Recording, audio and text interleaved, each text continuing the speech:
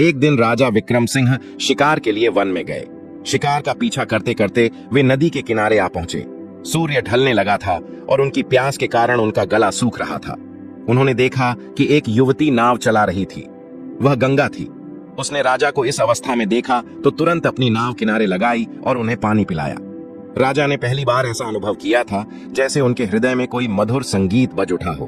गंगा की सरलता और सुंदरता ने राजा के मन को मोह लिया। उन्होंने उससे बातचीत की और उसकी बुद्धिमत्ता से बहुत प्रभावित हुए।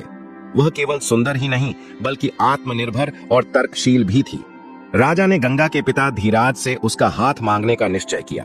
जब यह बात धीराज तक पहुंची तो वह चौंक गए। वह जानते थे कि राजा और प्रजा के बीच सामाजिक अंतर बहुत बड़ा होता है। उन्होंने विनम्रता से राजा से कहा, महाराज, मैं आपकी कृपा से धन्य हूं, परंतु एक मल्लाह की बेटी आपकी रानी बनने योग्य नहीं है।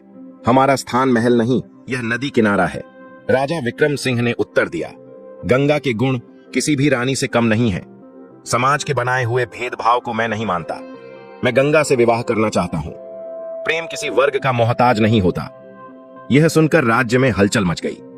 दरबारी और मंत्रियों ने इसका विरोध किया, परंतु राजा अपने निर्णय पर अडिग थे। गंगा को भी समझ नहीं आ रहा था कि वह क्या करे। उसने राजा से कहा, यदि आप मुझसे सच में प्रेम करते हैं तो मुझे अपने समान बनाने के लिए प्रयास करें, न कि मुझे अपने वैभव से प्रभावित करें। राजा ने यह स्वीकार किया और गंगा के साथ समय बिताने लगे।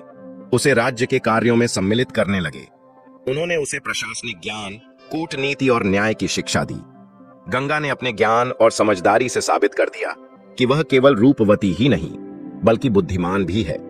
उसने अपने सुझावों से कई बार राज्य की समस्याओं का हल निकाला। धीरे धीरे जनता को भी एहसास हुआ कि राजा और गंगा का प्रेम सच्चा है और वे दोनों एक दूसरे के पूरक हैं। गंगा के कार्यों और उसके ज्ञान को देखकर मंत्रियों और दरबारियों की धारणा बदलने लगी। अंततः राजा विक्रम सिंह और गंगा का विवाह पूरे राज्य में धूमधाम से संपन्न हुआ। यह विवाह केवल प्रेम का ही नहीं बल्कि समाज में समानता और सद्भाव का भी प्रतीक बन गया। गंगा ने रानी बनकर न केवल राजा का हृदय जीता बल्कि अपनी बुद्धिमत्ता और नीति से राज्य को भी समृद्ध बनाया।